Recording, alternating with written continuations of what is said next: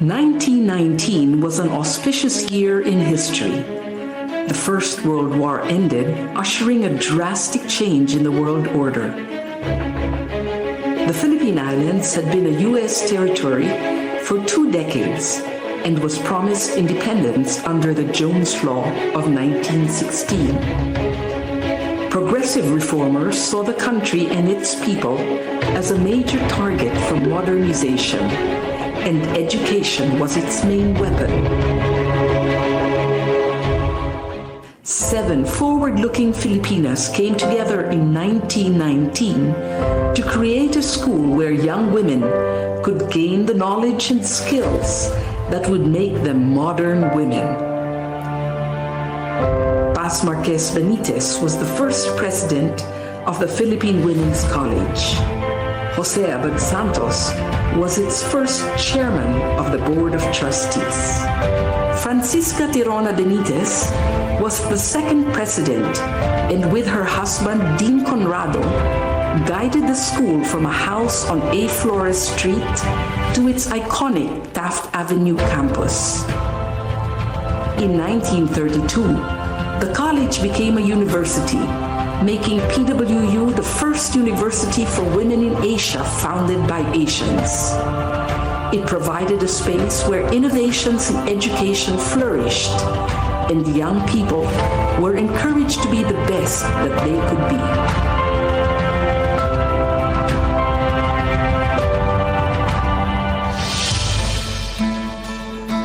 For over 100 years, the Philippine Women's University has been known as a leader in quality education. In 1934, PWU moved into its main campus on Taft Avenue, and since the 1970s has been co-educational. Located in the heart of Metro Manila, it is easily accessible by public transport and surrounded by affordable housing. Today's PWU offers undergraduate and graduate courses in several fields of study. Its business and management programs are responsive to the needs of industry, using evolving technology for global competence.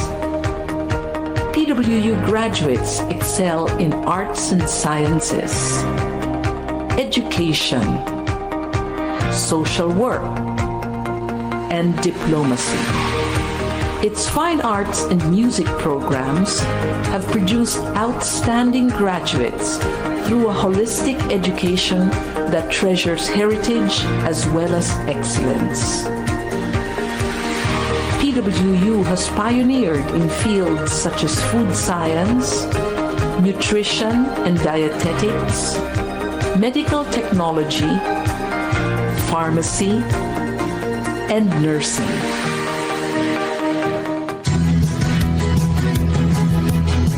PWU continues to play an essential role in producing graduates who possess the skills that make them competitive in the country and anywhere in the world.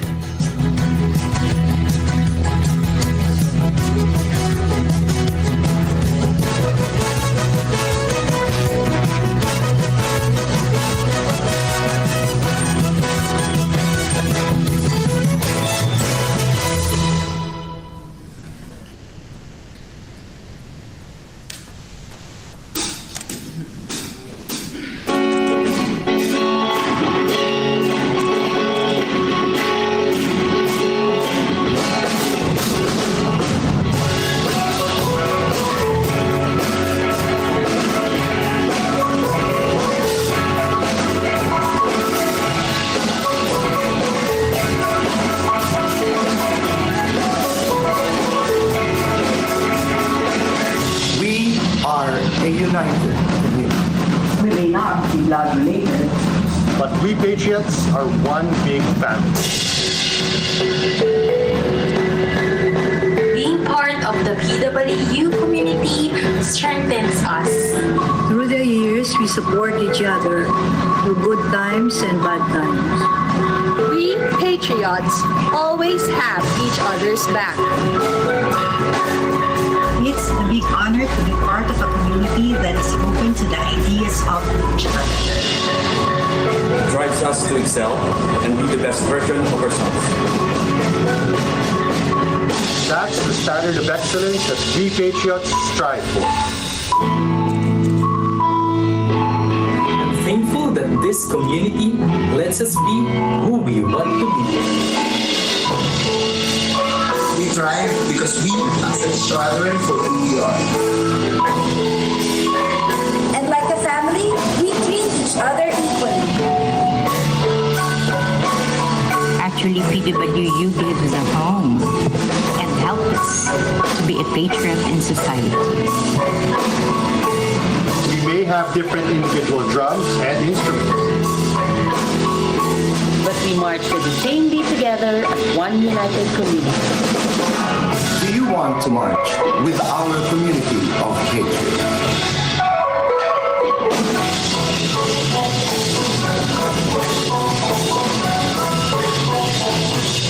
I am a patriot. I am a patriot.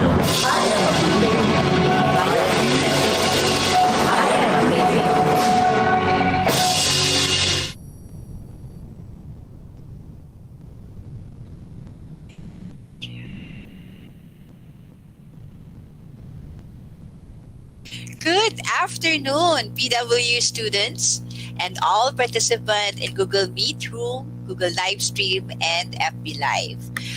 In the Google Meet Room, we are already 30 strong individual, and FB Live, 20 also. So good afternoon. Good afternoon to our resource person, Dr. Lina Vilaigo, Director of the Institute of Family Life and Children's Studies, who will talk about enhancing your emotional quotient. Study shows that high emotional quotient boosts career, success, relationship, satisfaction, humor, and happiness. But can we really build our emotional intelligence? There's IQ, so what's EQ? It's a measure of emotional intelligence, and it might be playing a much larger role in your life than you realize. I am Maria Sara de los Santos, Program Officer of the Institute of Family Life and Children's Studies, honored to serve as your host for today's transformative learning system. We will have our Q&A after the session. But before we begin, I would like to invite you all to a video prayer to be followed by the Philippine National Anthem.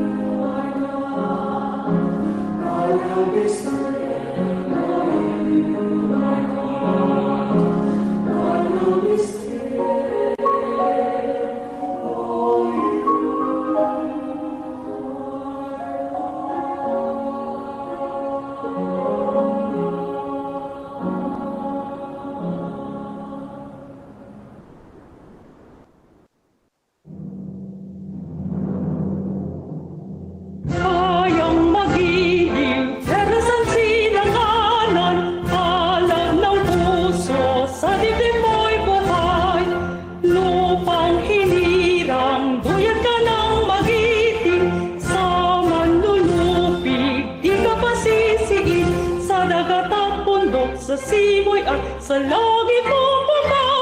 May dilagang tulat, awit sa paglayang minamahal. Ang kisap ng watawat mo'y tagumpay na nagtiliglig. Ang bituin at araw niya kailan pa may di magdidinig. Lupa ng araw ng at ipagsikabay langit sa piling mo. Aming ligaya na pag may mga aming ang mamatay ng dahil sa'yo.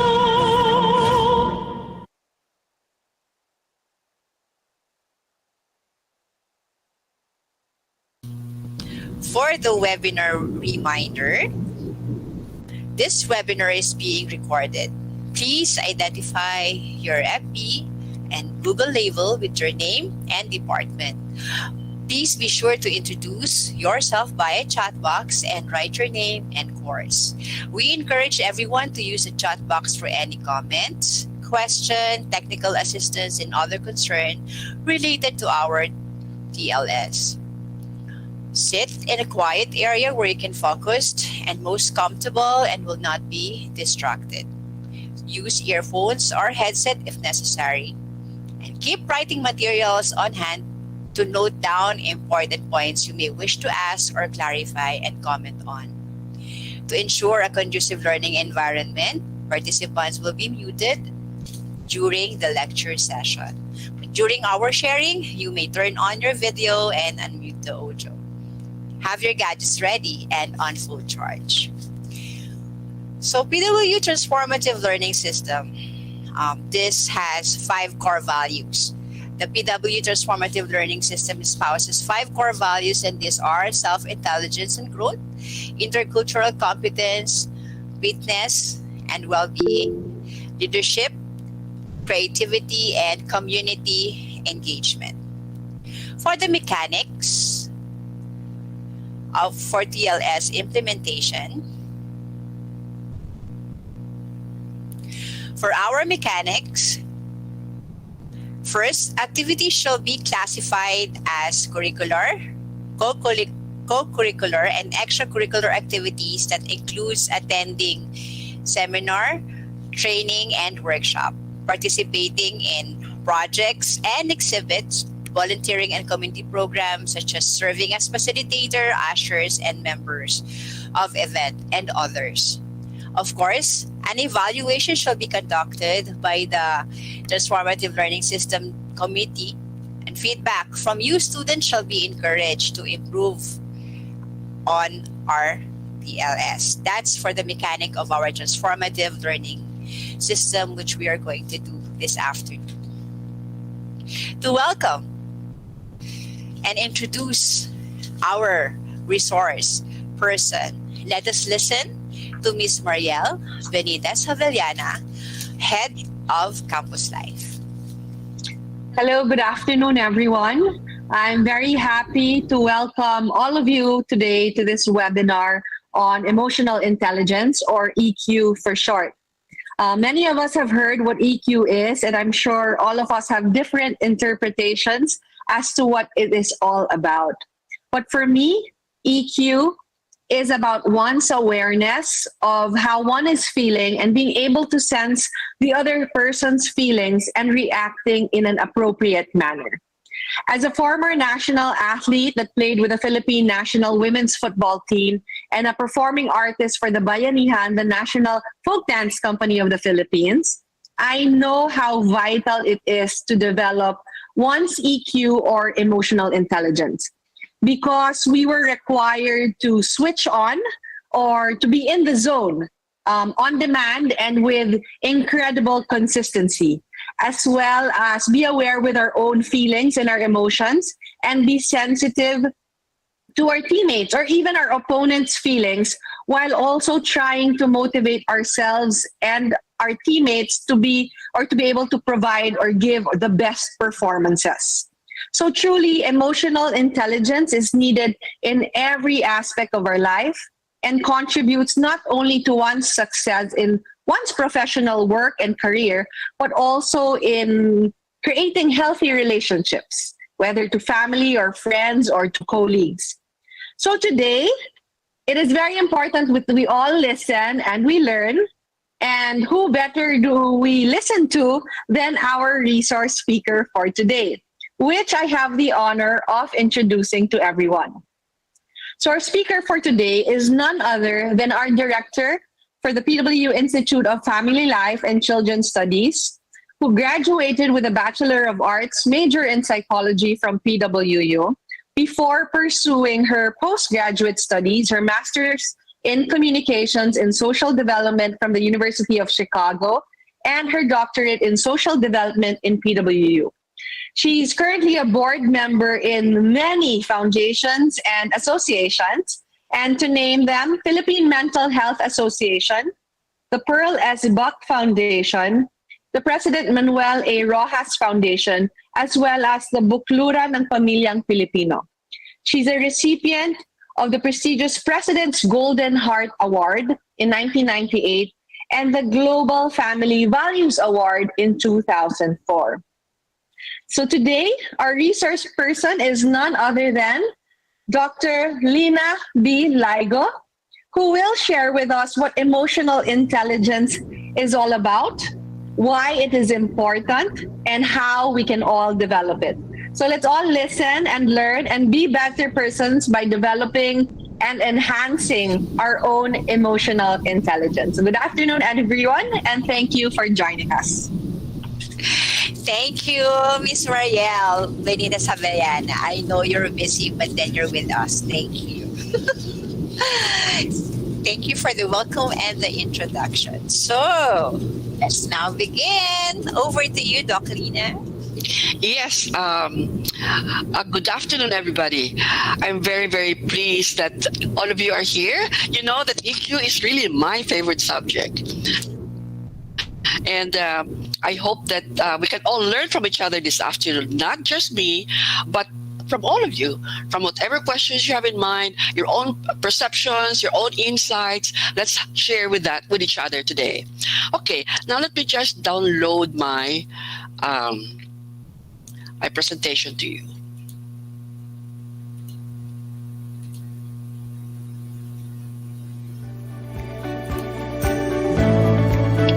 I hope you can see it. Okay, can you see that? Yes, Doc. Oh, very good. Okay. You know, for so long, people had only been familiar with IQ. All of you are familiar with IQ, correct? Or are any of you familiar as well with EQ? Anybody? Yes. Yes, Dino. Is that Dino? Yeah. Yeah, Dino, what is EQ for you? Emotional quotient, as early as I can remember. The first one I read on that was by Daniel Goldman. Yes, he was the one actually who made it popular. Mm-hmm. So prior to that, though, there were books that I read when I was back in college, in 2003 in PWU, like The Road Less Traveled, by Scott Peck and such. And what is your take on it? Well, it's about having like a relative understanding of where you stand in terms of your emotional standpoint and your consciousness.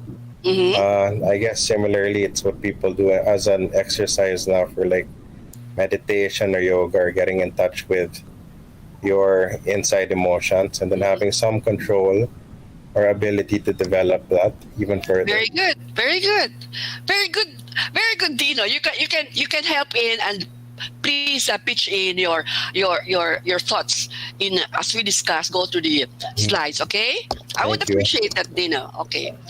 Anybody else? Anybody who has a different take on it? Medyo nahiya pa. O, sige. Anyway, now for so long, we've only been familiar with IQ, right? But the IQ test missed a very key component of real intelligence, which is emotional intelligence, as Dino mentioned.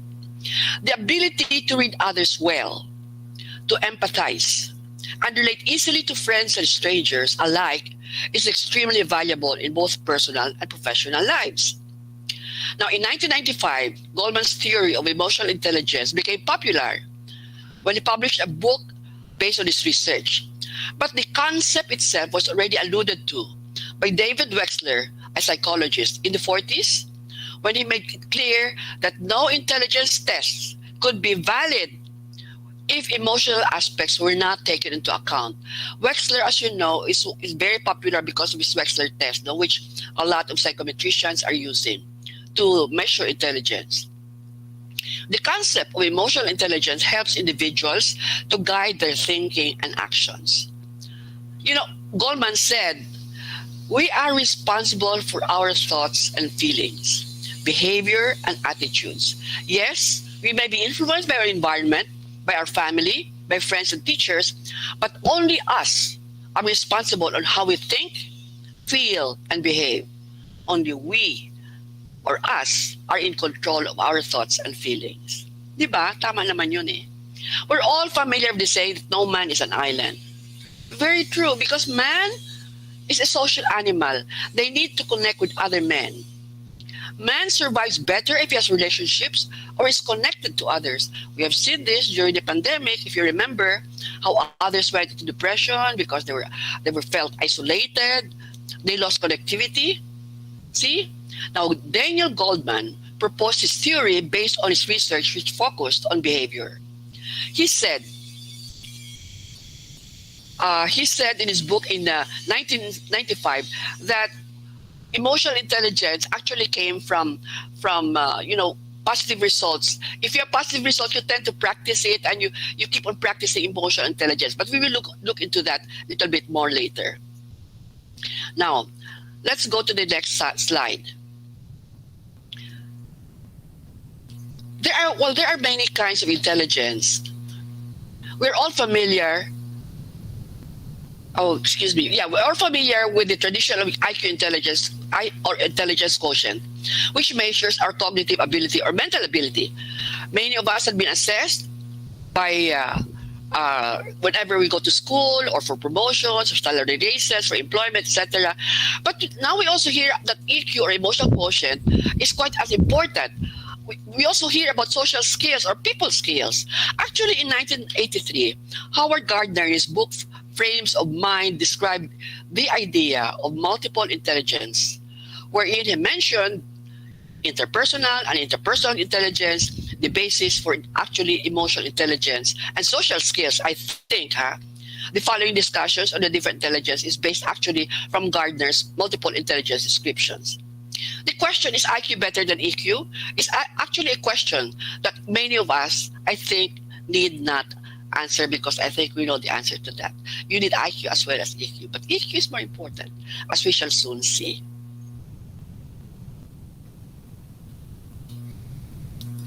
Many of us are all familiar that IQ was the only kind of intelligence discussed before. Actually, when I was a psychology student under Dr. Estefania Aldabalim, IQ was the only thing that we knew about. But Anthauros defines it as a score determined by one's intelligence or mental ability and comprehension level.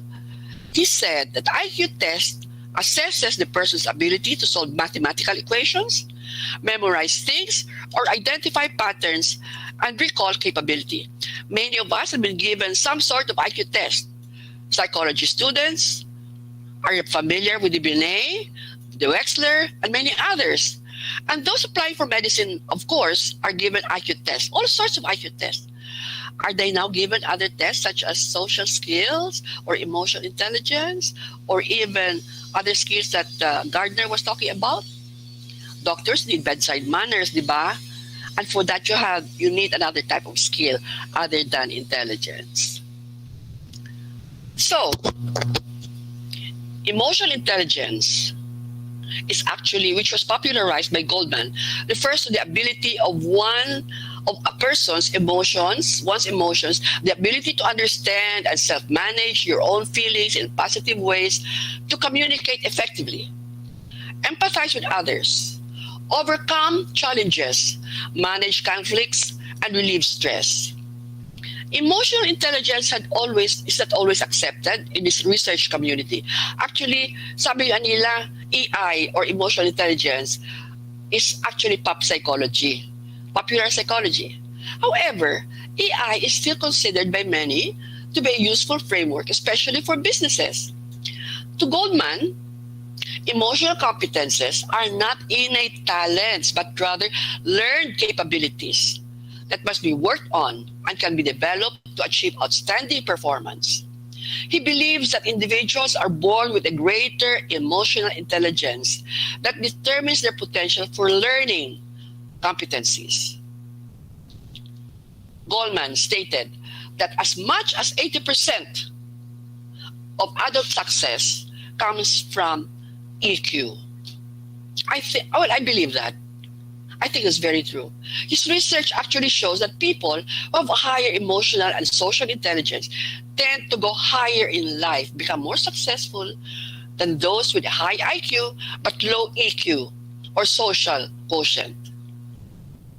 EI, for short, or EQ, has been found quite an important factor, especially for employment. In fact, many HR managers are saying that emotional intelligence is twice as important as a person's intelligence quotient and technical skills combined. So, mas gusto nila talaga ang tao na mas mataas ang EQ kaysa technical skills or just IQ. Which is correct, no? Kasi kung wala kang emotional skills, talagang you become lousy in your work. You cannot relate with other people. Now, what is social quotient according to Garner? Sabi naman ni Gardner, yung sa multiple intelligence niya na libro, social quotient or SQ is the ability to interact and communicate with others with empathy and assertiveness. A person with high SQ has the ability to build a network of friends and maintain it over a long period of time.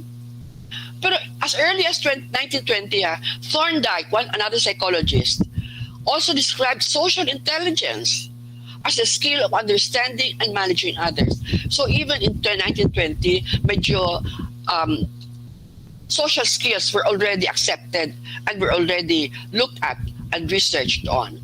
Thorndike actually was an American psychologist whose study on animal behavior led him to propose that satisfying results of a behavioral response to a particular stimulus would most likely become an established pattern. So the more positive results, the more you are able to establish that same behavior to a particular stimulus.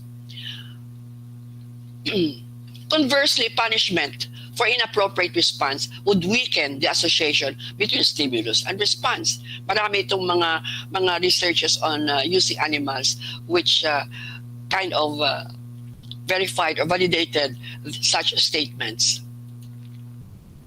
Then there's the adversity quotient. Sabi ni Gardner, this actually refers to one's ability to overcome challenges or adversity. When faced with troubles, the adversity quotient considers who will give up, who will abandon the family, and who will contemplate suicide. So maybe all of us should also have that adversity quotient measured. Kasi pag nataranta ka, baka hindi mo na alam kung ano gagawin mo, mamatay ka na lang. Or maybe you cannot cope. Ang adversity kasi measurement, no? It measures how you cope when you're in crisis. That's another kind of intelligence. Before Goldman, the term emotional intelligence was coined already by so many other people. Actually, he came out with it. He was the one who made it popular, no? Pero sabi ng Harvard Continuing Education, very simple lang, no? Sabi nila, it's a set of skills that help us recognize, understand, and manage our own emotions, as well as recognize, understand, and influence the emotions of others. So hindi lang sa atin, no, ang maintindihan natin, but also maintindihan din natin ang emotions ng ibang tao, which would, enhance our rapport with them and our being able to relate and to deal with them. It is the ability of individuals to recognize their feelings and those of others. How do you manage your emotions in relation to others? How do you sense others' emotions so you can better deal with them and relate with them? EI applies to many different aspects of our life, as mentioned by Marielle, no? Not just at home, but also in the educational setting, at work, at community level, and wherever we are, so long as we relate to people in any setting. A clinician, Chris Kresser, of the Kresser Institute, more specifically said that EI is the ability to be mindful of your own emotions as well as those of others, and use that information to guide your own thinking and behavior to your advantage. Unlike IQ, which is usually considered fixed, constant kasi yung IQ natin eh. No? Ang emotional intelligence can be improved further over time and when you practice it. It can positively affect your professional and personal life. Nice, no?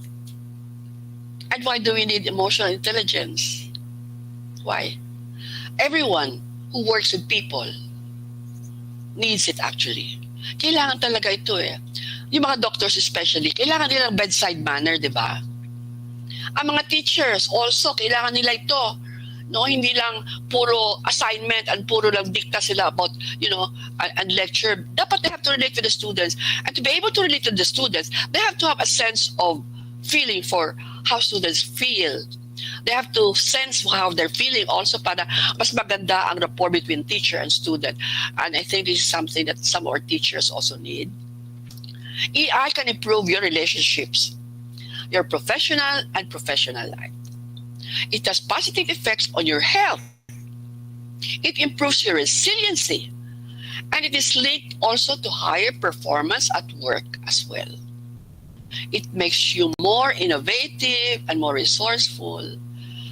So if you want to be innovative and resourceful, you need to have EI. Most of the research demonstrating a connection between EI and professional performance involves studies of doctors, nurses, and other medical professionals. So you can just see that many of their studies involve these people who really need to be nicer, and to be more understanding, more patient with their clients, with their patients. The connection is obvious. Good doctors need empathy. They need to have self-motivation to prevent burnout. So they need to self-regulate also their emotions in a high-stress environment that sometimes involve life or death decisions. Studies have shown that those with high levels of EQ are generally also more content with their lives and experience less psychological and physical illness. It is key to creating a happy life. Remember, we had sessions before about living a happy life. Well, EQ is quite important to have a happy life. Emotional intelligence, in fact, is the foundation for a host of other critical skills. It impacts most everything that you do and say each day. But oftentimes, we forget that we are also the creators of our thoughts and our actions. We and no one else are responsible for how we respond to life around us. But sometimes we just don't care how we respond. We react. We do not respond appropriately. We just react. Remember that. Are you the type of person who just reacts rather than respond appropriately to a stimulus? Much of the research on stress and health links emotional intelligence to lower stress levels and better health. Higher emotional intelligence leads to better relationships and lower stress levels. With EI, you develop a stronger immune system as well. Gaya ng happiness, you develop an immune system if you're always happy. You also improve cardiovascular health and your blood sugar is controlled if you have emotional intelligence. Kasi you're able to control na your behavior, your feelings and your thoughts. It's this thing about mind over matter. If you believe in that, I believe in that. And a lot of times it works for me. All right, all of this may seem pop psychology to all of you, no? But come to think of it, science and positive psychology and many studies on well-being and happiness is aligned actually with that mind over matter concept. No? Emotional intelligence and the self-awareness that go with it provide you with a sense of power over yourself. Your thoughts, your behavior, it's power over yourself. Remember that. And managing all this, you correspondingly affect your body hormones and glands. So parang nakokontrol mo rin pati ang mga organs mo, ang sa loob mo, and how your body reacts to the environment. Again, when yung sinasabi ka ni Goldman, it's only us that can control our thoughts and our emotions, our behavior, and so on. So it's actually mind over matter as far as Goldman is concerned. High EI also helps us develop better mental health. I like that. I'm a mental health advocate. We have less stress. There is lower anxiety and depression, which is also better mental health. And having mental health means peace of mind, life satisfaction, a positive outlook. So, emotional intelligence consistently predicts positive relationships in both children and adults. Being more aware of your emotions and those of the people around you cultivates compassion.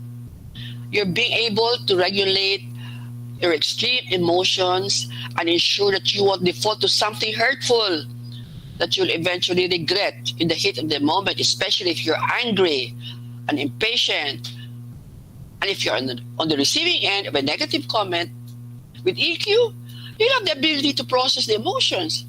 And it may even elicit, in a way that will be helpful to you and not harmful towards yourself and to others. So napakaganda talaga ito kung ma-develop natin ito, no? Because hindi lang tayo matulungan natin, but people around us, people we are relating with, people that we are interacting with, not people that we are reacting to, people that we are interacting with, and people that we are responding to.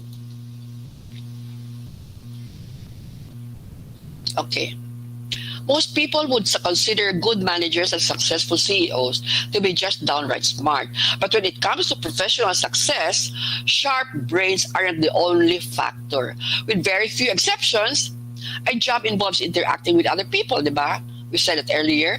Therefore, it makes perfect sense that emotional intelligence influences success at work. Now, why do you need EI at work? Correlates with your success in the workplace because it is because you become a good leader, and especially if you're in a high position. With EI, you're able to cultivate productive work with your colleagues, like teamwork. You're able to make good decisions, no?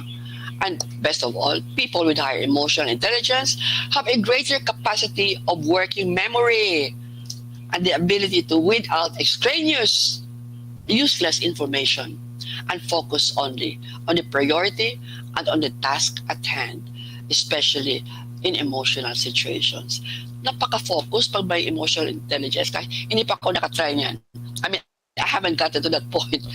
When I'm stressed, na-focus ako, medyo mahirap yun. But anyway, as Goldman said, you can develop it, you can learn and develop it until you're good at it.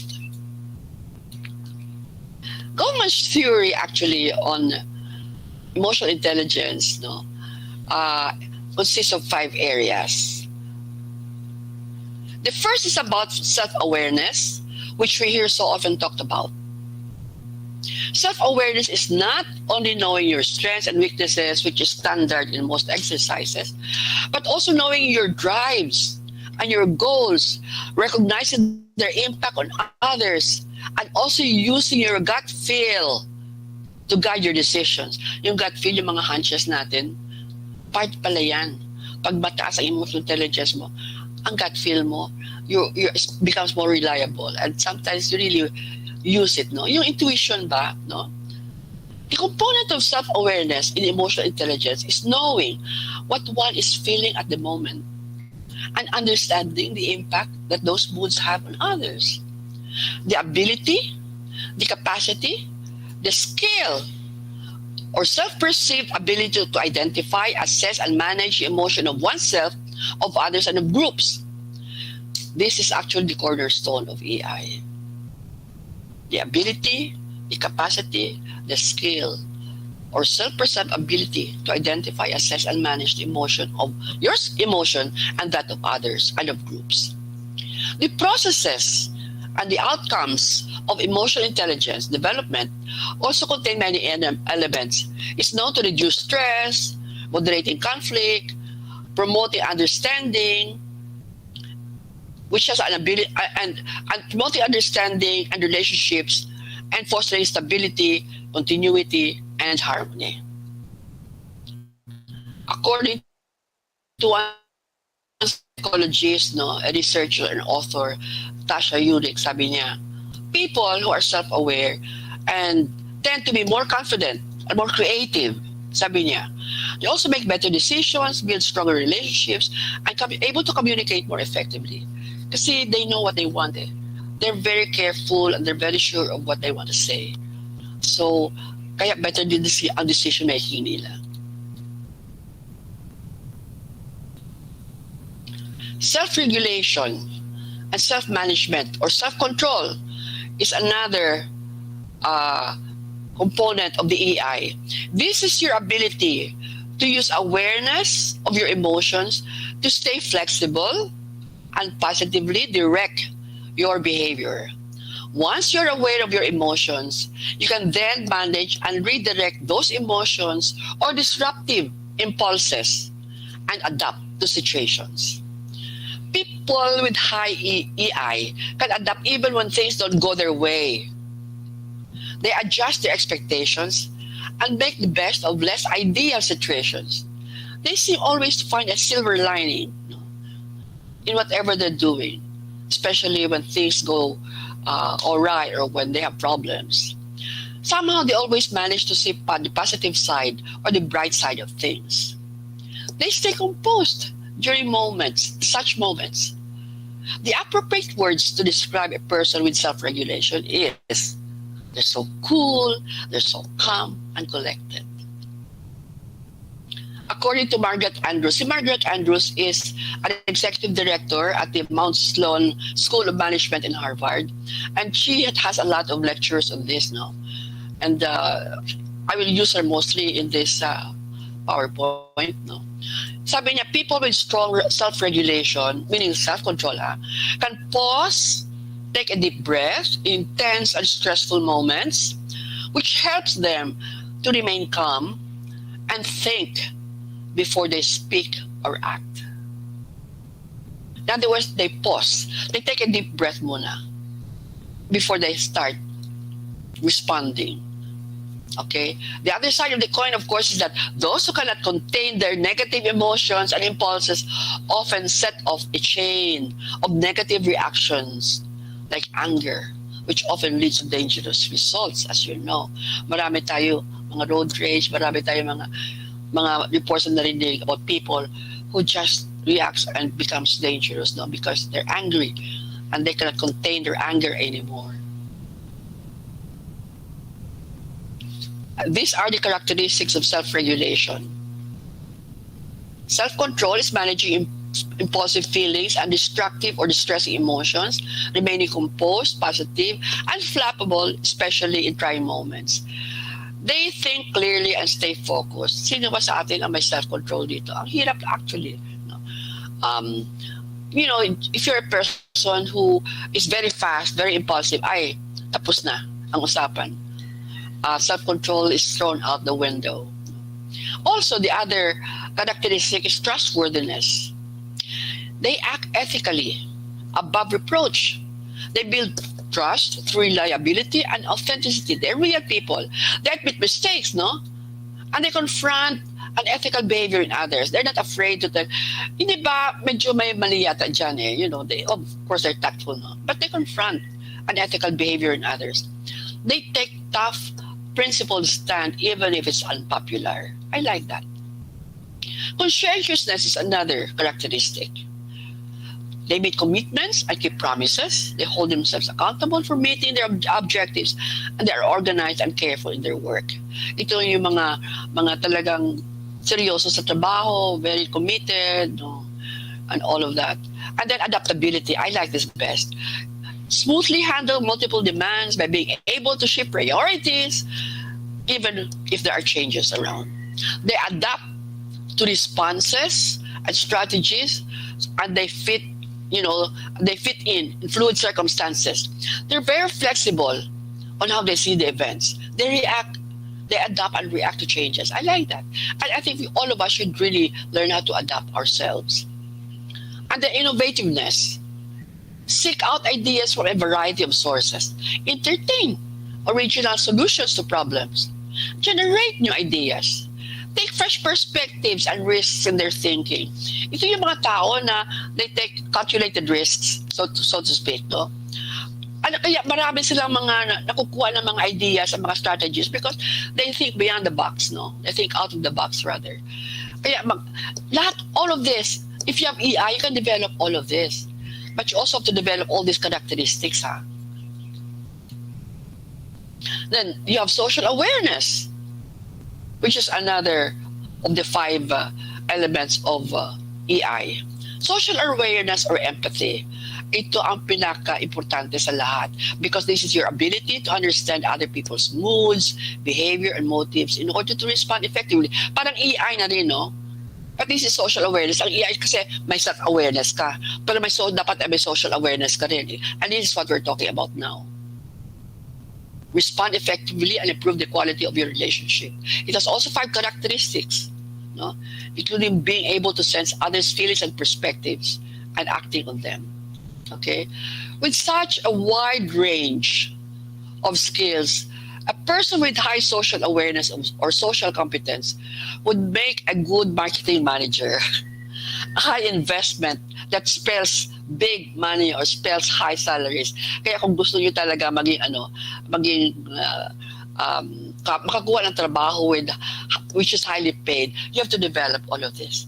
But you can develop it because ang EI naman, unlike intelligence which is inherited, ang EI, emotional intelligence, has to be learned and it can be learned and developed and practiced.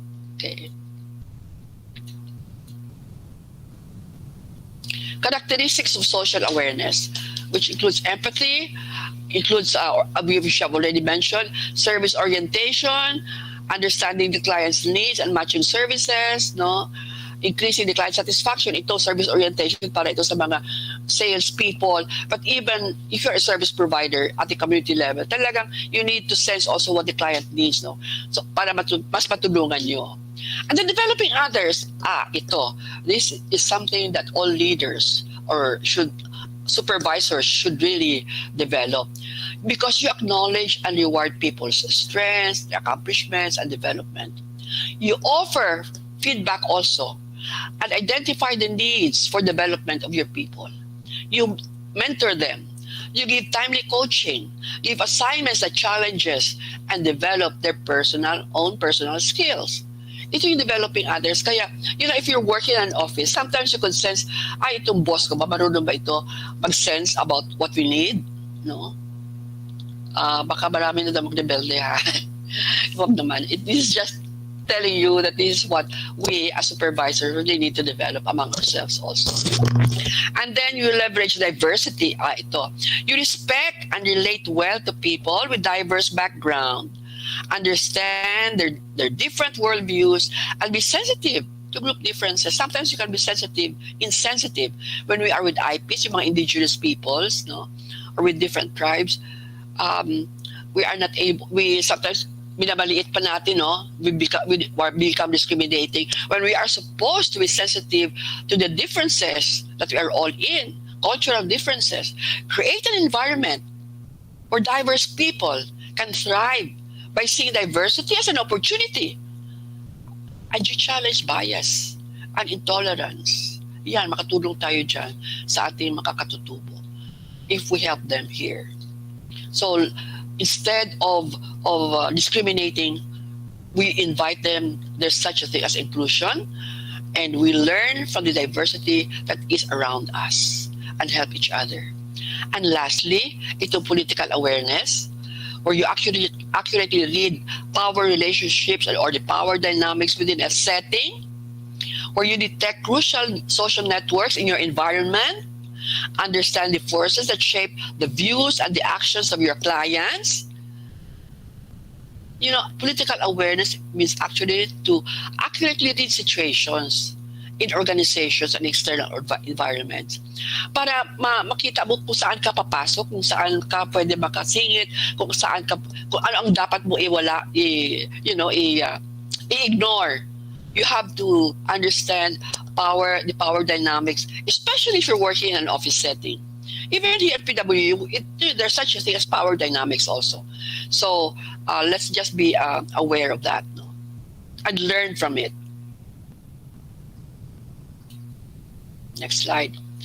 Now, social skills refer to influence, conflict management, to teamwork, and the ability to inspire others and make it possible to build and maintain healthy relationships in all parts of your life. Social skills is something that all of us really need.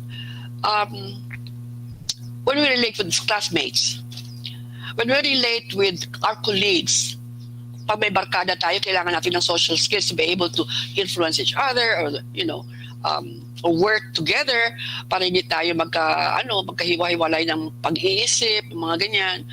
Make it possible to always build a healthy relationship in all parts of your life. You need social skills wherever you are. Classmates, colleagues, your workplace, etc., with your boss or with the rank and file. But you always have to think about a common goal that you always want to reach. Okay? Dapat ay isa lang ang ninyo focus. You have that skill because you want to reach a common goal, especially if you're working in an office. Ano mga characteristic ng social skills na yan? Number one, ang influence. If you're skilled at persuasion, making presentations convincing, using strategies to indirectly influence, build consensus and support, you orchestrate events to make it dramatic and make a point. So yung influence capability mo na-develop dito. Communications also, no? The effective give and take, listening to emotional cues, aligning messages, dealing with difficult situations, no? Difficult issues in a straightforward manner. You listen well and seek mutual understanding. You share information in a sense. You encourage open communications. Be receptive to bad as well as to good news. And then we have leadership. Pag may EI ka, you really are going to become a good leader because you're able to articulate and arouse enthusiasm for a shared vision. You step forward to lead as needed, regardless of position. You lead by example, guide the performance of others, hold them accountable for their action. Ano ba ang mga qualities ng leaders in our class? Ano ba ang mga qualities ng leaders in our PW community? In our own community, wherever we live. This country, what are their qualifications? Are they able to articulate, arouse enthusiasm? Are they able to lead by example? Siyempre, you have to be a role model din pag leader ka. Okay? And pinaka-important din dyan is that you guide others to perform but holding them accountable as well for their actions. Yung accountability na yan kung minsan nawawala among other leaders. Then you also become a change catalyst. Recognize the need for change. You all are able to challenge the status quo, to acknowledge that change is needed. And you encourage others to support the change. You model it yourself. Dapat ay believe ka na kailangan natin ng change. So you model the change in yourself if you expect others to also change. Change catalyst is also important, especially sa ngayon when we have so many changes going on in our lives. Every day there always seems to be change. And when an organization changes, parang natataranta sa lahat, or some people would rebel. Ito, nakita natin ito in some organizations. Yung mga ayaw mag-change, they would protesta yan. But, if you have EI, you could recognize that really the need for change. And if you see the need for change, you have to acknowledge it. And you have to model it yourself. No? Ikaw muna, mag-change. So that others will follow. And then conflict management. This is something that you really need a course on, yung conflict management. But for EI, you're able to handle difficult people and tense situations with diplomacy and tact. You're able to spot potential conflicts, bring disagreements to open discussion so that you can de-escalate it. You encourage openness and try to orchestrate for a win-win solution. Ito palagi dapat win-win solution. Hindi dapat one-sided ang solution natin. Dapat ay it's a win-all for everybody. No? Kaya one of the for conflict management. Okay. What about building bonds? What does it mean? Building bonds here, as one of the characteristics for social skills, means cultivating and maintaining extensive informal networks. Okay. You seek out relationships that are advantageous. You build rapport and keep others in the loop. Pag sa grupo ka, dapat palagi mo sila i-update din sa kung ano nangyayari na, no? That's building bonds. Para they will also own whatever project you're doing. If you're in a team, kailangan talaga everybody will have to be in the loop. No? Okay, so make personal friendships also among your work associates. Hindi lang puro lang professional ang relationship ninyo. Pero siguro you can make some personal friendships within your environment, work environment. Okay. And then yung team capabilities. Okay, ito yung teamwork. Alam mo, si FDR, yung boss ko noon, when I was with DSWD, may hilig talaga ito sa what they call teamwork. Team spirit. Ay, nako, ang hilig-hilig yan ni FBR. And he had a really good team, and everybody was working with each other. Yeah. Sabi ni Dino, be the change that you wish to see. Correct. Yeah. Be the change. So, okay, back to team capabilities. Model team qualities such as respect, helpfulness, and cooperation. Very important. Draw all members into active participation. Build team identity. The esprit de corps, they call it. No? Team spirit. Build commitment. And you also, as a leader, you also have to protect the group. Even as a member, you have to protect the group, the reputation of the group, and share credit where credit is due. No? Well, kung may isang na performer in a group, no, that performer, if she's a good leader, will always say, hindi lang ako ito, this is a group work. This is a teamwork. And so you bring in everybody to also share the credit. You just don't hug it. But there are some people who are really credit grabbers. They are credit grabbers, and they just want to own the achievement for themselves. It doesn't work that way.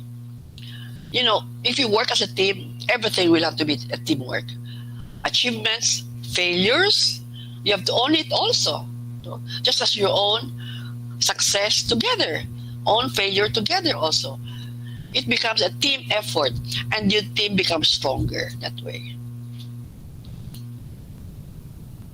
Motivation is another element of Goldman's model. Motivating oneself to achieve for the sake of achievement. Utilizing emotional factors to achieve goals. Enjoying the learning process and persevering in the face of obstacles. You know, all of us will have to develop this motivation. Dapat meron tayong motivation in whatever we're doing. Now, in other writings, motivation is also called self-management, which includes an achievement orientation as a key component. This is about motivating oneself to achieve for the sake of achievement. It's like having a personal resolve to reach your dreams and ambitions, your goals in life, and pursuing it with determination. O marami tayong mga examples dito, no? Of worked their way up to where they are now. Henry C., no? Si Manny Villar. Dina Diaz, our weightlifter, no? Our gold winner sa weightlifting. Many others. I'm sure in your own community you have a lot of this. People who are really high achievers. According to Goldman, sabi niya, by being self-motivated, you can also inspire others to become motivated as well. His self-motivation is enjoyment rather than for money or from promotion. So itong dapat na ito ay motivation, yung achieving for the sake of achievement. It's a personal goal. It's not for money, but you just want to perform. You want to achieve. No? He made this distinction actually because there are two ways of motivation. One is intrinsic, which is pure personal enjoyment. The other one is extrinsic, which is, being done for incentives or for rewards. So which kind of motivation you have? Actually, it works both ways. But the real motivation that he's talking about, Goldman is talking about, is really intrinsic. Something that you really enjoy. You enjoy doing it, so you motivate yourself to doing it. One wants to perform better to get incentives, but some also perform better because they enjoy doing their job. Okay? And sometimes you just accept the job even if it doesn't pay so well because you enjoy it. Part of your motivation to do what you want to do, to something to achieve your own goal. Okay? Characteristics of motivation. One is achievement drive. I mentioned earlier, people with high sense of achievement, high motivation, high drive to meet standards and objectives. They set challenging goals. They take calculated risks. They pursue information to reduce uncertainty and find ways to do better. And they also learn how to improve performance. Ito yung mga talaga matataas mga achievers na ito. Commitment refers to making sacrifices to meet your goals or larger organization goals if you work in an organization. You're finding a sense of purpose there. And you use your core values in clarifying your choices and making decisions. Seeking out resources to meet your vision mission. Commitment yan. When we are working on something, I don't know just how much commitment we give to our work. Maybe that's something that each one of us can only ask ourselves in an honest way. Commitment. Kung meron ka ba commitment, wala. O kung halfway lang, you do things haphazardly, wala kang commitment. And then also initiative is another characteristic. Are you ready to seize opportunities? Pursue goals beyond what is required or expected of you? Those with initiative are able to cut the red tape, bend the rules when necessary to get the job done. And also, you're able to mobilize other people. Yung mga may initiative talaga. I mean, itong mga kinihanap natin kung minsan when we hire people, we want people with initiative, a high drive to make things right. These are the people who want to do a good job in what they're doing. So talagang make a little bit of sacrifice, repeat, etc. Practice, cut the red tape, bend the rules when necessary, and they're able to mobilize people so that they can achieve something. Optimism. This is persistence in meeting goals in spite of setbacks and obstacles. Operate from hope of success rather than fear of failure. Yeah, optimism is that. You see setbacks as manageable circumstances rather than personal flaws. It's not your fault. You look at it as an opportunity. Yung mga setbacks mo, yung mga failures mo, don't look at yourself as It's, if we have optimism, it's hoping. And when we have hope, pag nag-fail tayo, we're always able to get up and try again. We know we can get it eventually. And we can say that successful people have a very high sense of motivation, commitment, initiative, and optimism. Galing talaga nila. Sana tayo din, if you want to be successful in our business or in whatever in our career, we need to have a high sense of motivation to push you forward. Push.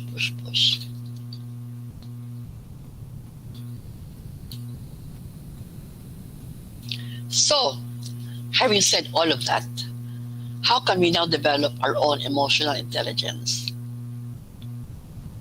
It is actually quite a valuable skill to possess, to learn, develop, di ba? Kailangan natin talaga to become a better person. Develop your AI. Really. And while we're discussing, have you yet started assessing your own intelligence, your own AI, your own emotional skill? Do you have already ideas on how to develop your own emotional skills? Anyone would like to share? How do you think we can develop? Taking the test. Sabi ni Dino, you take the test. Kung ikaw lang, Dino, wala kang test. Well, I've taken the tests and then I still continue therapy personally. But apart from that, kasi I was luckily, part of a good multinational company in the last 5 years prior to doing what I'm doing now. I'm actually what you mentioned earlier. In retrospect, I'm the vice president of a real estate company now, Keelan Corporation. Oh. In charge of a large group of people and company and businesses.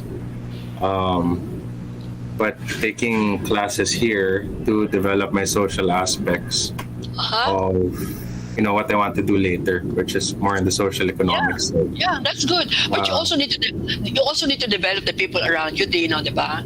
We do that definitely. Because you have to bring everybody to your level to be in the same stage, to be in the same page. To make it work. That's right. And then when that does not work, because it's not easy to address emotional intelligence, I try some of the some of the fundamentals of neurolinguistic programming or word association, and just try to see where they can attach to, so that I can just see how advanced they are in their train of thought or conversation. Not manipulation, but actually, sometimes it's just common sense, Dino, diba? When That's you have correct. emotional intelligence, you're able to sense what the person needs or what works with him. Na? So Yeah. yung mga ganyan. But maybe somebody else would like to also share their insights so far. Sarah, can we get other sharers, other volunteers? Okay, so are we okay, Miss Hannah? Yes.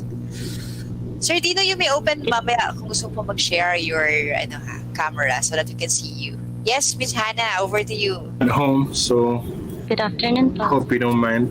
Yeah, it's okay. Yeah, that's okay, Dino. That's okay. Thank you very much. And let's hear from Hannah.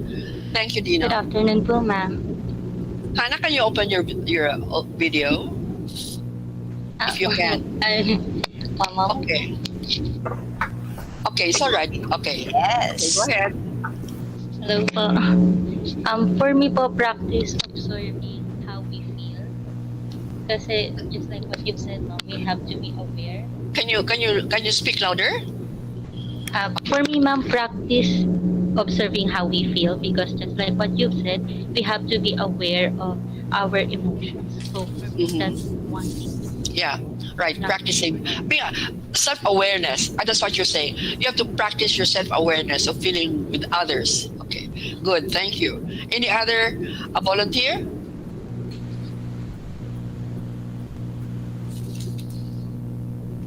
Anybody else?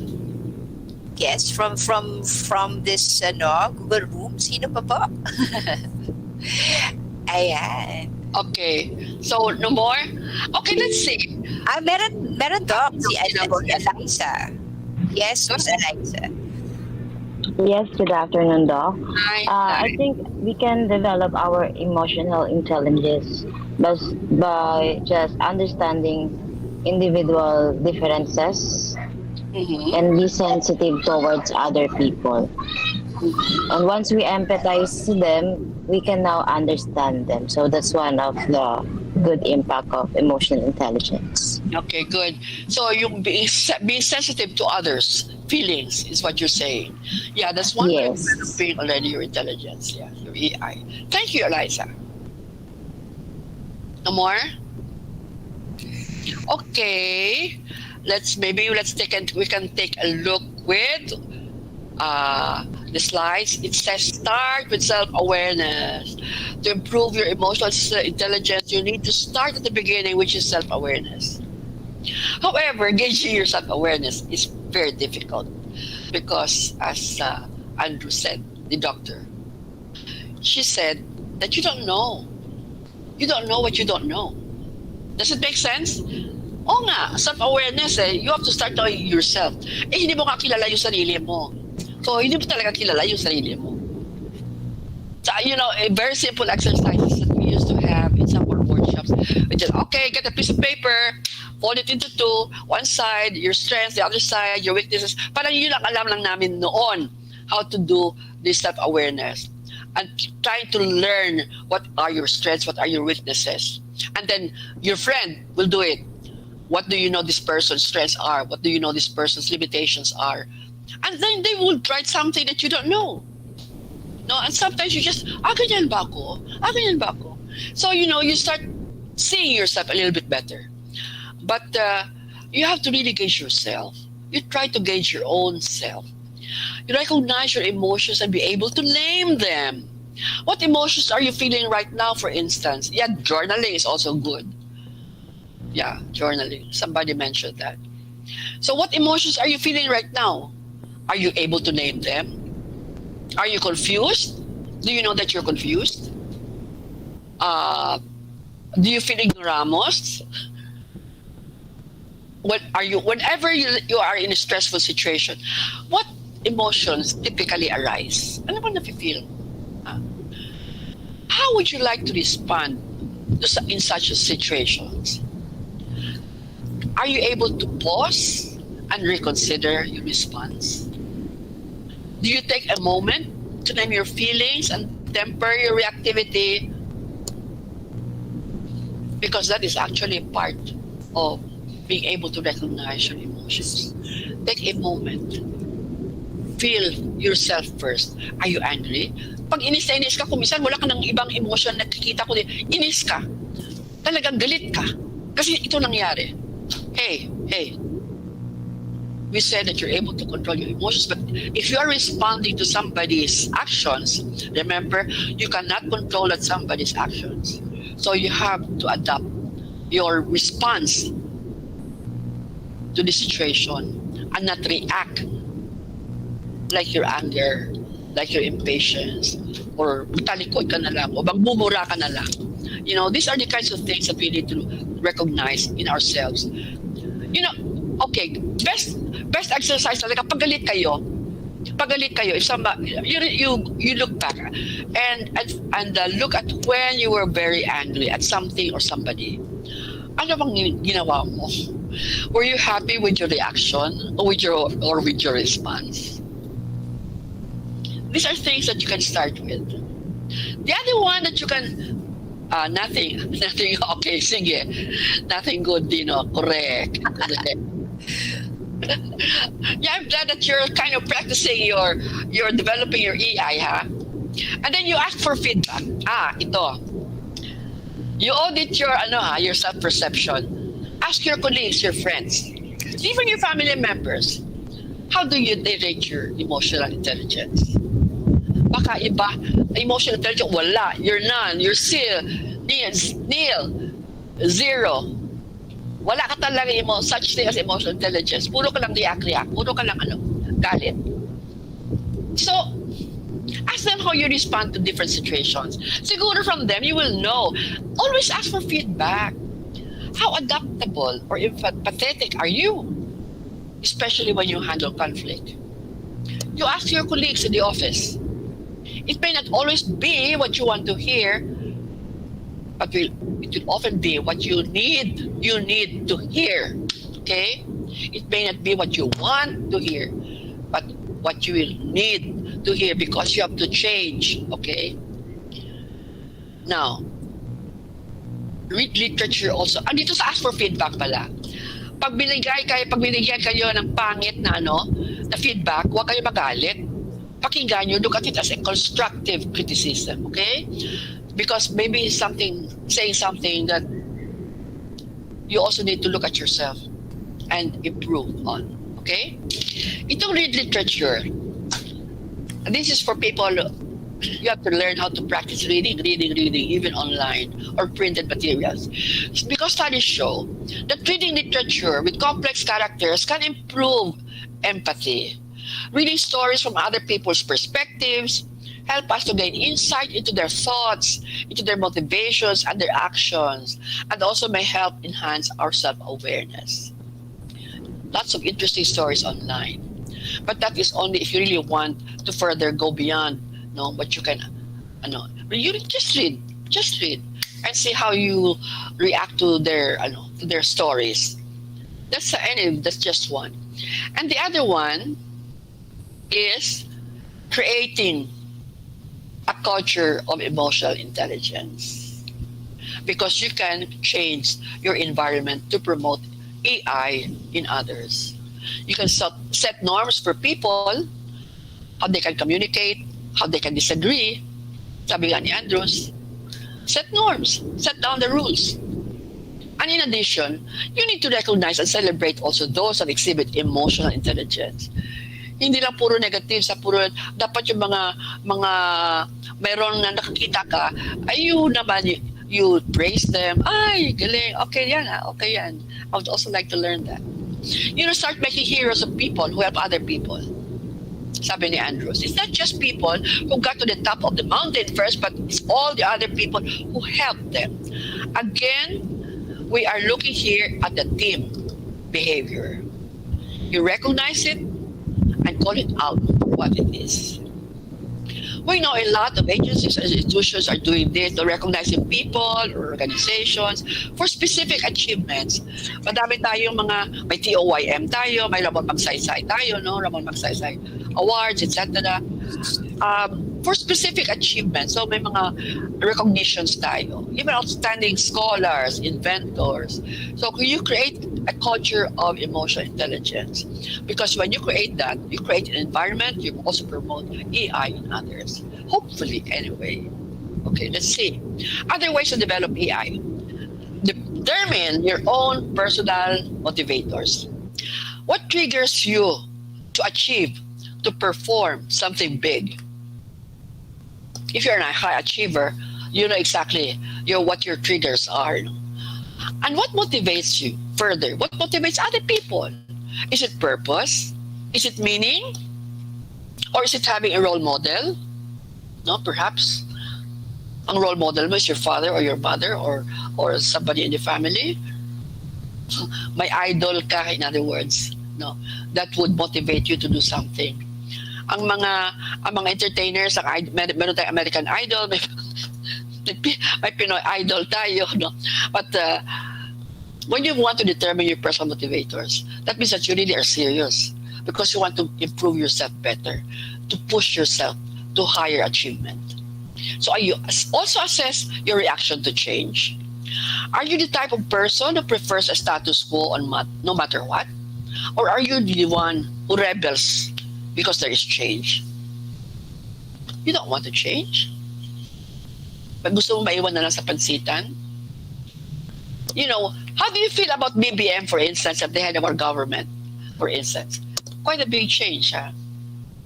But these are changes that we all have to adapt to. So assess your reaction to change and see whether it's a favorable reaction, whether it is advantageous to you or not. And then do something about it. Learn to respond rather than react. Ito kanina pagpanay ko nasabi. Stop and think before you react. Stop and think before you react. Respond, not react with emotions. Don't get angry immediately. Always stay back. Or if you feel na medyo kumukulo ang dugo mo, quiet ka na lang muna. Quiet. You control yourself. Quiet muna. Take a deep breath. If you really have to respond, take a deep breath. Stop before you speak. Stop and think before you react. Gaya ng sa train, stop, look, listen before you cross. Gaya niyan. You always remember that. That's a good reminder for all of us. Learn to respond rather than react. And taking time to learn what motivates other people around you. Ano nga ba? Paano nga ba? Ito kanina sinasabi ko sa motivation. What triggers you? What triggers other people? No? Knowing a variety of successful personalities actually will give you lessons on how to be a better person. If you need to want to improve yourself before you can be successful in changing yourself. So learn from other people. Learn from others. Do not hug na kayo lang ang may alam. There are some people who think they're correct every time. But if you adopt that attitude that you don't know everything, that you can learn from other people, that's the best attitude that you can give yourself. Learning from other people. What about developing your sense of empathy? Sabi kanina ni Eliza yata, na you develop your sensitivity to how other people feel. Take time to observe also your behavior at school, at work, or at home. Take a step back and put yourself into other people's shoes. Would you change your behavior? Because this type of insight can help you adjust your actions and improve your relationship with other people around you. Listening to others. Again, we're back to listening. Know the difference between listening and hearing. A lot of times we just hear words, but we don't really listen to the message being conveyed. We ignore the message. Ignoring that can lead to your downfall. During heated discussions, during meetings, or even during friendly discussions. You must learn how to listen and absorb the messages first before waiting to respond. Ang nangyayari ko minsan kung may kausap tayo, nagsasalita pa siya, tayo nag-iisip na kung anong sasabihin natin. We don't listen anymore to her, to the second person talking to us, which is wrong. You listen. Kasi ang communication is a dialogue. Remember, pag nag-dialogue kayo, there's a give and take. And when you give and take, you listen to each other. And this is especially true between husband and wife. Between husband and wife, you have to have a dialogue. You have to listen to each other first. And then you can say your piece. When the one is saying their piece, you have to listen and understand what they're saying so that you could respond appropriately. You can understand the other person better. Okay? So, learn how to listen properly. Learn to also have a positive attitude, because without a positive attitude, individuals' emotional intelligence cannot survive unless you have a positive attitude. Yun pala. Emotional intelligence cannot survive without a positive attitude. Why? Because positively wired individuals create a special aura around them which stimulates positive reactions. Ito yung sinasabi nila na when you're positive, people can feel the positivity around you.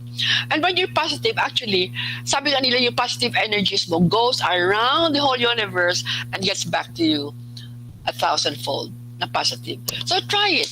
Just try being positive. Nice yan, a special aura around you which stimulates positive reactions or positive energy. I think there are articles regarding this. Giving off a positive presence makes you more approachable also.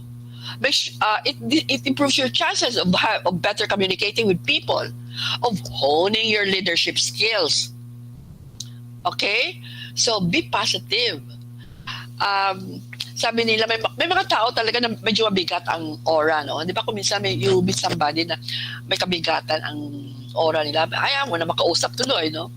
I remember there was, when I was still working with the SWD, I was with a group of regional directors, and there was one of them na napaka-negative talaga. Alam mo, it's so funny because whenever whenever she talks, parang napagpaganyan ako. Ang reaction ko becomes a reflex action because parang nafe-feel ko kaagad yung negative vibration niya that hits me. See? But what if she will emit a positive vibration? Ay di sana mas closer ang lahat, no? That's what sometimes comes out if you have a positive or a negative aura around you. Okay? Take advantage also of criticisms. Ay, ibig sabihin, bawal ang pikon. Bawal dito ang pikon. Okay? Take criticism in a constructive manner. Don't be overly sensitive. Perhaps there is something to learn from the comments of others where you can do better and correct yourself to be a better person. Huwag kang pikon, okay? Sabi nila nga onion skin, pikon yan. Huwag kang maging onion skin. And it's not nice to have a pikon in the group. Madali, magalit. Sometimes you even make innocent comments. in a joking way without meaning to offend, napipikon. Because they feel alluded to. That's the worst thing that can happen. So try not to be pikon, ha? Bawal ang pikon. You have to learn also how to laugh at yourself, sense of humor. And I think that is something that we shall discuss later on, how sense of humor is part of your AI. Now ask yourself these questions. How much of your emotional intelligence played a part in your relationship? How can you apply AI today? School, at work, at home. How would you rate your own AI from a scale of 1 to 10, with 10 as the highest and 1 as the weakest? Nice to rate ourselves in the AI. Siguro, dapat nag-rate muna tayo ng AI at the beginning, and then we shall rate ourselves again after this session. But do you have any sense as how your AI is? Anybody? Anybody? Dino, do you have a 6? Dino is taking the test. Why? Okay, that's not bad. But why? How do you justify that? Pag Monday, Doc. 6. Oh. Pag Friday, 10. Malapit na tayo sa Friday. Like Friday. Bukas Friday na. Yeah. Ayan, paakyat na siya. Yeah. Okay. I would expect tomorrow if I see you or you 10 na dapat ang AI mo. What about the others? How do you feel how do you rate your AI now? Okay, you can write on the chat box or open your camera just to share. Anyway, if you don't have strong AI, it's almost impossible to achieve career and personal goals. But if you strengthen your AI regularly, if you practice, you can always stay one step ahead of the competition and improve the quality also of your life. Improving your AI can be easier than you think, actually. The hardest part is taking the first step. Ano yung first step natin? Yung self-awareness. Di ba? But once you have achieved that, medyo mabilis na ang pag-develop ng AI. And thankfully, you've started by listening to this webinar. Ay, nako. I hope. So in summary, emotional intelligence, according to Goldman, is the ability to identify, assess, and control one's emotions and the emotions of others. I said control one's emotions because when you control your emotion, you're able also to temper the emotions of others or make it positive in any way you want. Kasi kung positive ka, bakit naman ang kaharap mo ay maging negative? Siyempre, maging little bit positive. Kaya yun ang ibig sabihin ng control the emotions also of others. In a sense, that's the context of this statement. Now, if you have this ability and have this work to your advantage, then I can say, or you can say, that you have high emotional intelligence. So, congratulations! Yay! Thank you, Doc Lina. Ay, my goodness! As you were parang sharing nare-remind ako mindfulness. Yes, okay. So, may mga comments po on FB which I'd like to share. But sinulat ko dito sa chat box and then basahin ko na rin so that they can hear us kasi nasa FB po yung karamihan. So, may some 20 po tayo sa FB. Ayan, shout out ang nasa FB live natin. So on FB from Dailin Marte, she shared, I think we need or we have to understand the people around us, especially our colleague, to maintain better environment at work. And on FB rin, from John Eric Moji, he's watching from Taiwan, Doc Lina. Thank you so much for sharing the webinar. So on that note, let me now open this time for the question you have in mind, and you can also share your insights, your takeaway. So, dear participants or students, so be yourself. Now, it's the time for you to ask and make your comments and share your insight, personal takeaway that you pick from today's session. Okay? Pero kanina, very masaya na, no? Kasi Dino was sharing, si Eliza was sharing, and then si Hannah nag-share na rin siya kanina. And then si Honolet, can we see you? Nandito ka naman sa room, Miss Honolet? Para makita ka rin namin, para mas interactive tayo. Or... And Dino seems to be in a process. Yes, okay. It's time now. Pwede nyo nang i-open ang camera nyo and then unmute rin if you need to share pa more. Hanelet, can we see you? Si Cyril. Hello po, I have a question. This can be both based on studies or whether your own observations. Si Cyril, Sarah, nag-chat box. Yes po. Before Cyril, meron pong sinasabi rin si Honolet na true po, when you're working with different types of nationality, your thread of patience should be like around the world. Around the world talaga ito. And then yes, from Cyril, Kitabelia, hello po. I have a question. This can be both based on studies or with your own observation po. Which one po may decline easily as we age? Is it the IQ or EQ po? You know, the IQ is kulang. Sa totoo lang. Kulang yon. Yun ang una kasi na lumabas when we were just starting, no? Early, in the 40s, 50s. But when EQ came out, no, and became popular, then we learned that it is very important. In fact, people right now, even sa mga companies, EQ na ang kanilang tinitest eh. Because they think that if you have high EQ, mas kina-average ang IQ mo, you can become successful. Siyempre, depende. At saka, they use your EQ rating or assessment to fit you where you can best be assigned, especially in a company. So, importante talaga ang EQ. Ang IQ is only a portion of the intelligence that people need. You have your EQ, pati ang AI. I forgot. I was gonna share with you alternative intelligence.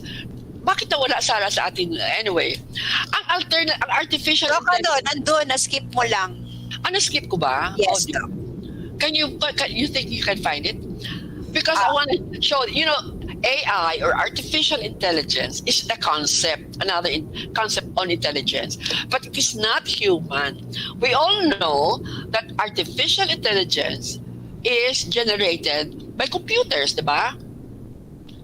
To kind of clone our intelligence, our tasks, etc., based on the information that they can get in the machine.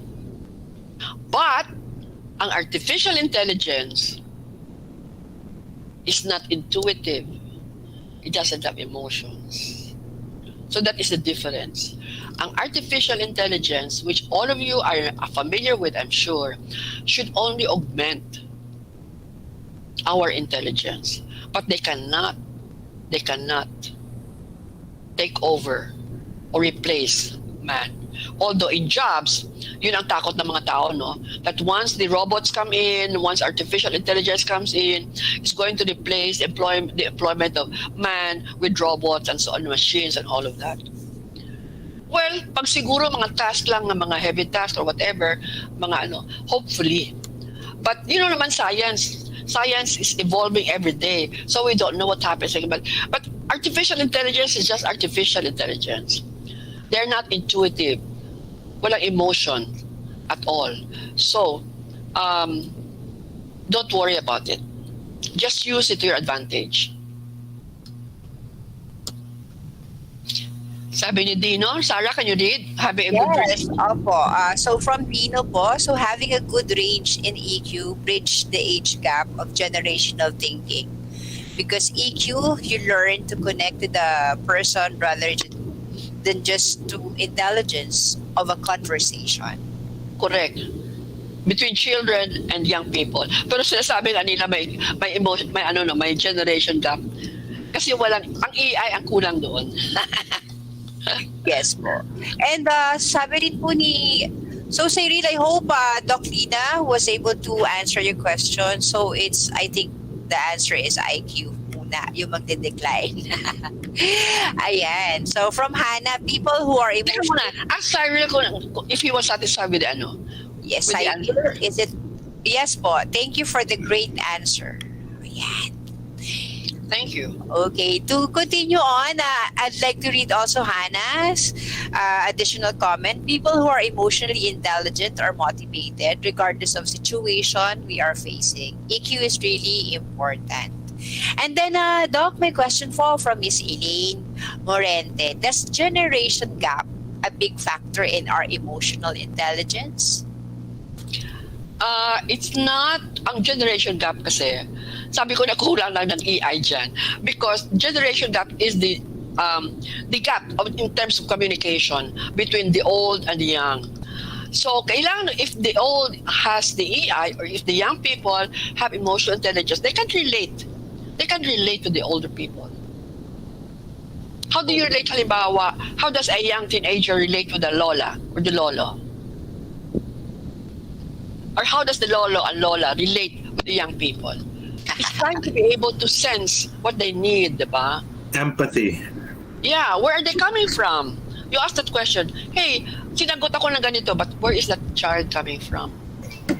Para maintindihan mo yung mga iniisip ng mga bata. Yes, okay. Empathy, yes. Ayan, empathy. Talaga napakahalaga no? So, self-awareness, self-management or self-regulation, social skills, our motivation, and then, yes, empathy. Sardino. Ayan. So, ito din, additional pa. Having a good range of, nabasa ko na ito, but then I'll read again for Sardino. Having a good range in EQ bridge the age gap of generational thinking because EQ, you learn to connect to person rather than just intelligence of a conversation. Okay. That was an answer to the question of Cyril. Elaine. Yeah. Was that it? Yeah. Thank you. Of Miss Elaine. Ayan. Okay, Miss Elaine Miss Elaine, ito rin po, may sagot rin po, addition pala si Sardino to your question. Sana siguro isa dagdag na, no? For college students who are going to look for jobs, no? Because after you graduate, diba, hanap kayo ng trabaho, although some of you are now working. Always think about how you can develop your emotional intelligence. I tell you, it will help a great deal wherever you are. Yes. Especially if you're working. Yes. Ayan. So marami talagang naka-hire for for attitude po. Hindi lang aptitude. Okay. Yeah. Yes. Okay. So nakakatuwa, no? So maraming session pa na pwedeng i-share to family life and children's studies out of this session on building your emotional quotient. As much as we would like to accommodate you all. Ayan. Sarah, yes. Sabi ni Cyril, dapat na siguro pag-usapan din yung building the generation, building the gap or closing the gap between the generation. Yes. Since this is recorded, we will take note of that and isusunod po natin yan sa susunod nating PLS or i-add natin sa ating kumustahan session. So, minsan napaka-importante yung matanong ka lang, kamusta ka? O, how are you feeling? Pag sinabing, how are you feeling? Ang kasunod dun, why are you feeling that way? Where is it coming from? And then, nai-introduce ka na talaga doon sa being mindful and being self-aware of your current situation. Ayan, additional po si Ma'am Glenda. Ma'am Glenda is monitoring us from FB, So, ito sabi ni Ma'am Glenda.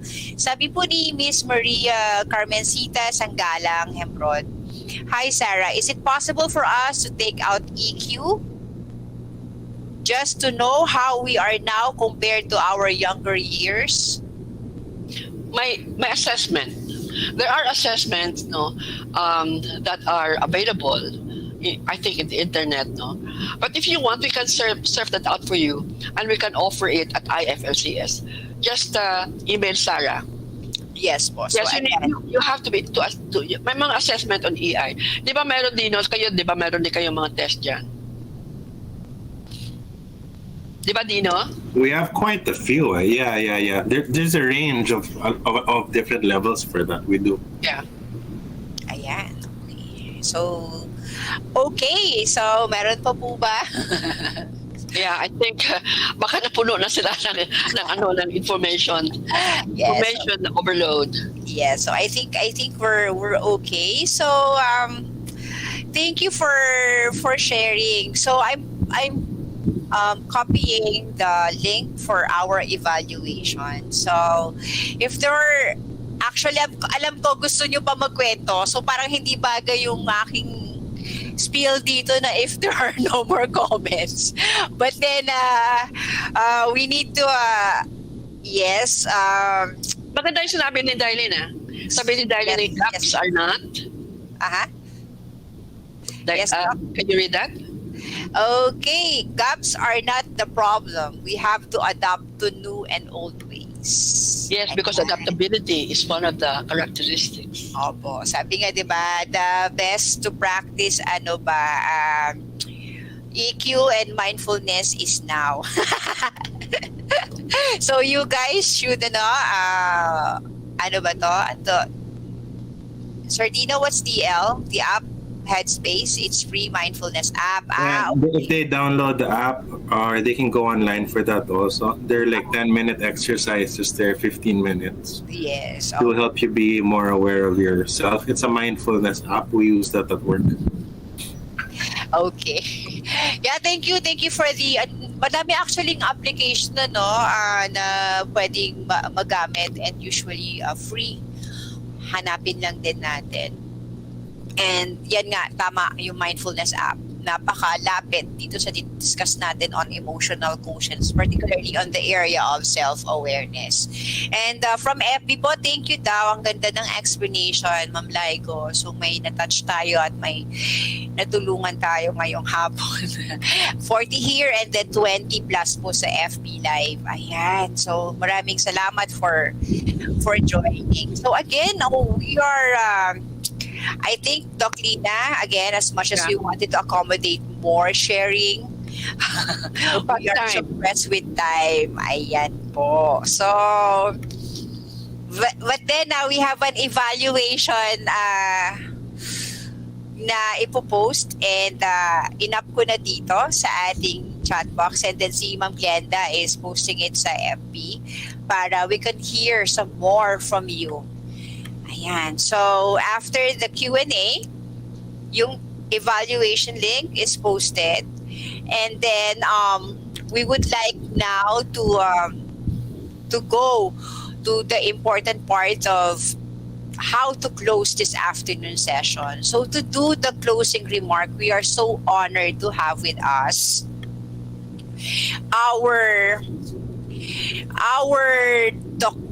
Melissa Necitas Algazaret, the program chair of Psychology Department from the School of Arts and Sciences. So, now over to you, Doc Melissa Necitas Algazaret. Okay, thank you, Sarah. Am I audible enough? Yes, Doc, loud and clear. Okay. So, good afternoon to all. Thank you, Dr. Laigo, for sharing all those facts of emotional intelligence and your experiences and your other instances related to emotional intelligence. So this afternoon we were oriented about, we had the Qs, EQ, IQ, AQ, SQ, no? Quotients, related to our self, our interactions. We use IQ and also EQ, and then sometimes there's that adversity quotient. But overall, I think we are very conscious about our SQ, no? So our social quotient naman, no? So of all this, no, I think I'll use what they call this, Aristoteles, our great philosopher, saying something about the self, no?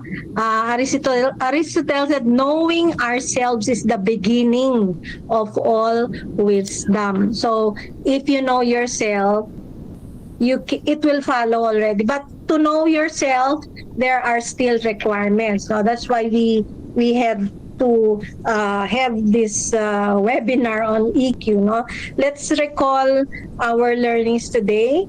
So of all the cues I mentioned, EQ stands out as it gives a lot of positive effects. No, Dr. Lina mentioned that there are a lot of positive effects on our health. No, and if you're physically healthy, you can be also intellectually, psychologically, emotionally healthy.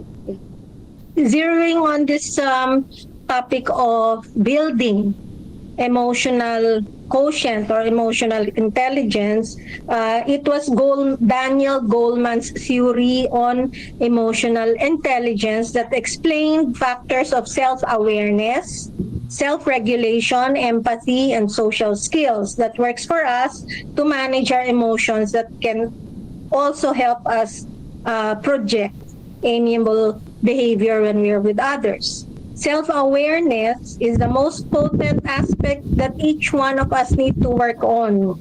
That is, we have to recognize ourselves, our strengths, our weaknesses, and also sometimes our mood, no, working on our flaws, improving our attitude. This will help in accepting. I will say, if you have all of this, you can accept yourself and likewise make one realize and understand others' feelings and behavior. There are still a lot about EQ, but maybe the next webinars of LCS will help us again. So thank you and have a wonderful afternoon, everyone. Thank you. Thank you so much, Doc Melissa. Ayan. So palagi talagang nagtatandem ang IFLCS at ang ating psychology department sa mga TLS and kamustahan like this, kasi we would like to really hear our students, hear our employees on kamusta ka. Kamusta ka?